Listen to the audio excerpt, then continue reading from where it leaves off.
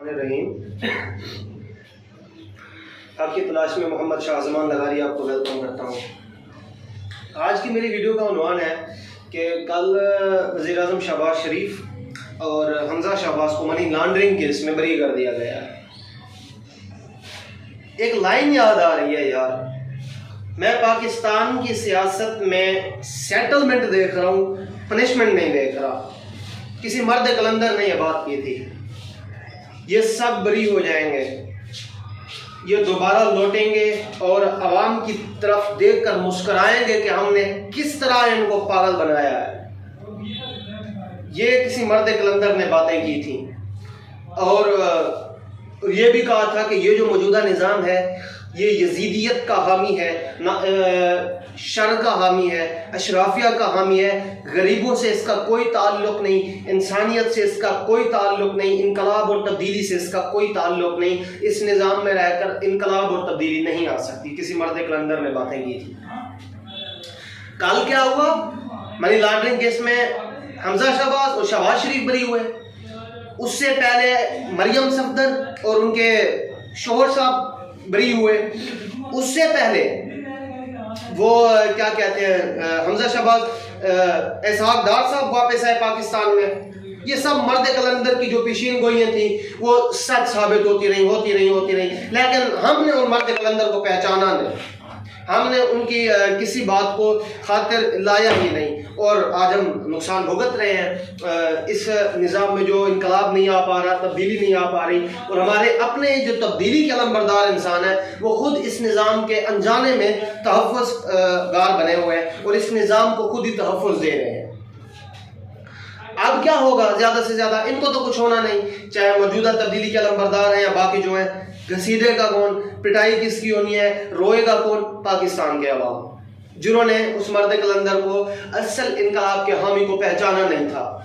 جس نے پہچانا تو کرپشن کے ٹولوں والوں کو پہچانا، جنہوں نے پہچانا تو گالم گلوچ والوں کو پہچانا، شر والوں کو پہچانا، ملک پر چڑھائی کرنے والوں کو پہچانا، جنہوں نے پہچانا تو ماڈل ٹاؤن کریٹ کرنے والوں کو پہچانا، جنہوں نے پہچانا تو یتیم خانہ کریٹ کرنے والوں کو پہچانا، اور جو حقیقی لوگ تھے ان کا انکار کیا خالی ضد میں آ کر۔ اور یہ جو ہوتا رہا، انقلاب جو لانا چاہ رہے تھے اصل میں، ان کے خلاف ایک اور پروپیگنڈا دیا گیا انہی لوگوں کی طرف سے، کرپشن کے ٹولے کی طرف سے، شر پسندوں کے ٹولے کی طرف سے، گالم گلوچ والوں کے ٹولے کی طرف سے۔ ان کی ویڈیوز ایڈیٹنگز کی گئیں، پکچرز ایڈیٹنگ کی گئی، ان کو معاذ اللہ بدنام کرنے کی کوشش کی گئی، لیکن وہ بھول گئے تھے وَتُعِزُّ مَن تَشَاءُ وَتُذِلُّ مَن تَشَاءُ۔ لیکن اب ہم اس کے ذمہ دار ہی جب خود ہیں، ہم کسی اور کو کیا کہیں؟ ہمارے عوام ہی ذمہ دار ہیں ایسے لوگوں کو لانے پر۔ اب کل ان کے خان صاحب کہہ رہے تھے کہ میرے پاس پاور ہی نہیں تھی۔ جب پاور نہیں تھی تو رہے کیوں اقتدار میں؟ جب کچھ کر نہیں سکتے تھے، ہاتھ بندھے ہوئے تھے، اس کا مطلب یہ کہ آپ ڈمی وزیر اعظم تھے، آپ کو گھمایا جا رہا تھا، تو پھر آپ میں اور باقیوں میں تبدیلی کیا تھی؟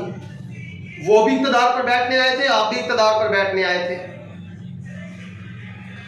لیکن اب دیکھیں نا، سب بری ہوتے جا رہے ہیں، آہستہ آہستہ کلندر کی باتیں سیٹ ہوتی جا رہی ہیں۔